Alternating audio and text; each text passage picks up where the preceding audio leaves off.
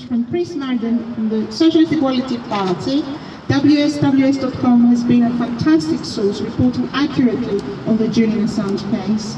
They're in the struggle of anti-censorship as well, because they've experienced that themselves. So, Chris, would you like to come and say a few words, please?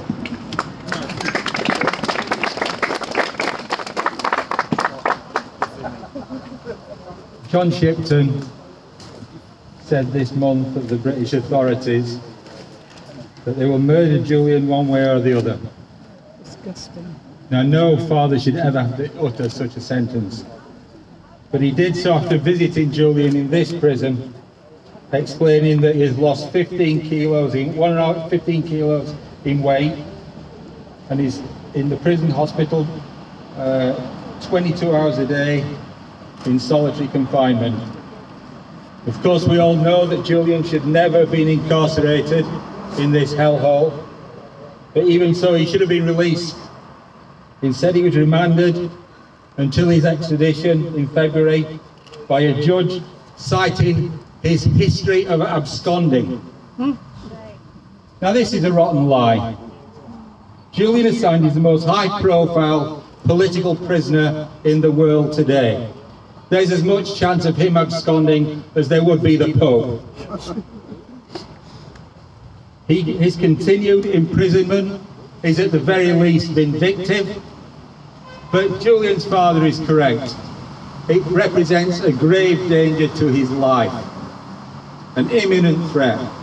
Why else would anyone choose to deny him access to sunlight, air, freedom of movement, exercise, which he could be given in any minimum security facility in the country? Julian is subject to class justice. Justice for the ruling class and by the political and legal servants of the ruling class.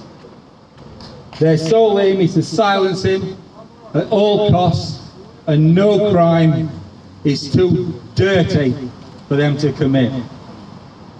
Every day brings fresh evidence of state criminality directed against Julian.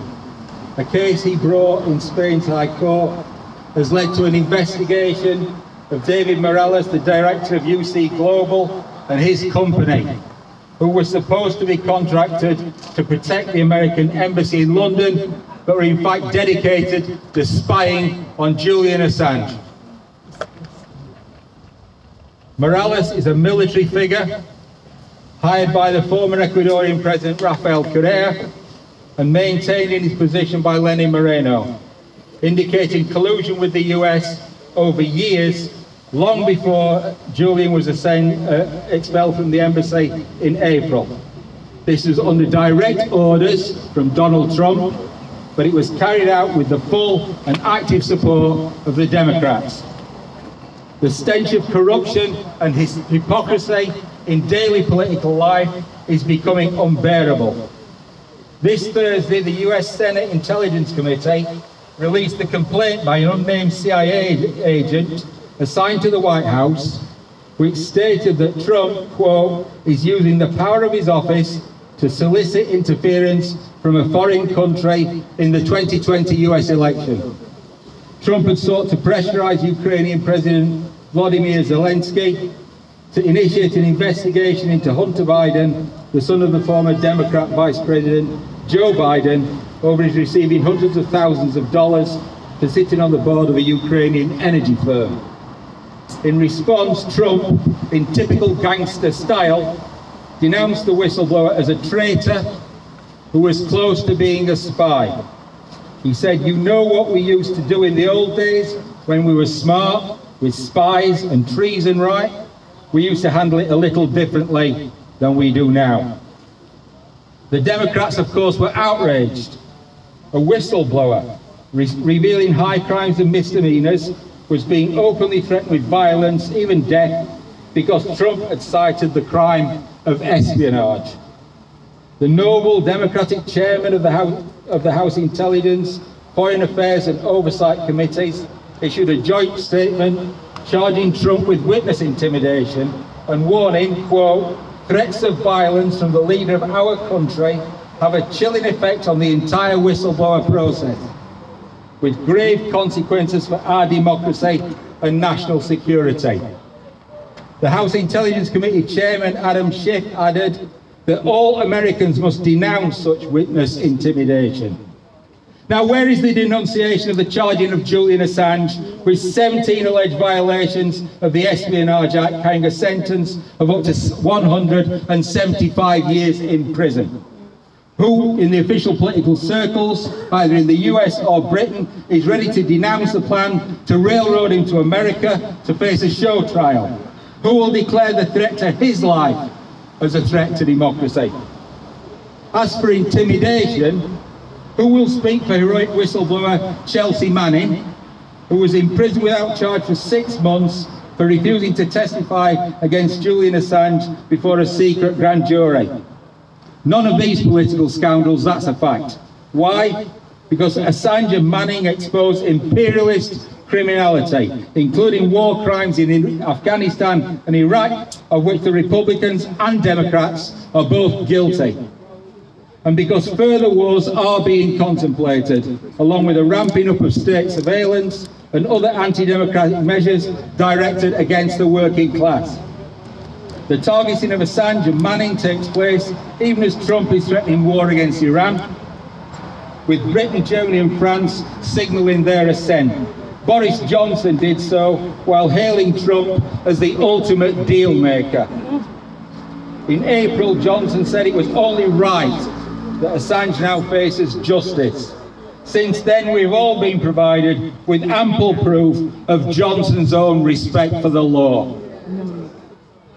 We all know that here in the UK, contending right-wing factions of the ruling elite are tearing themselves apart over Brexit.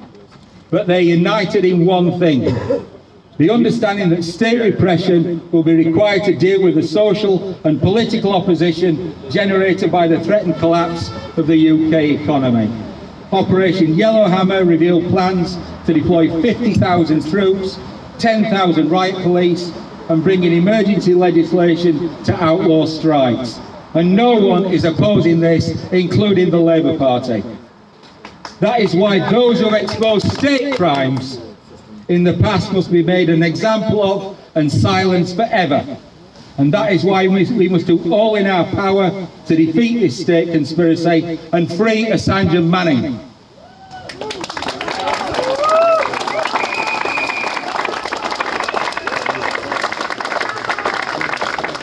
Now, Julian Assange has been a target of a state vendetta for almost a decade, including almost 8 years in arbitrary and illegal detention.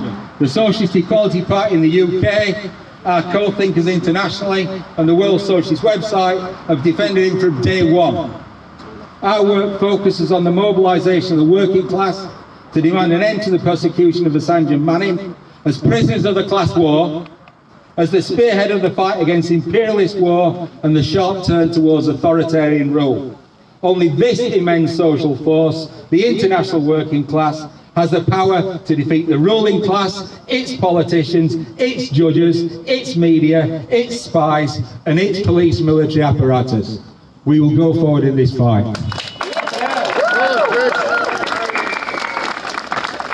Thank you very much, Mr. Putting the political and historic perspective of this fight. I'm very grateful for your support. I would like now to introduce Kieran O'Reilly, who doesn't need any introductions from me.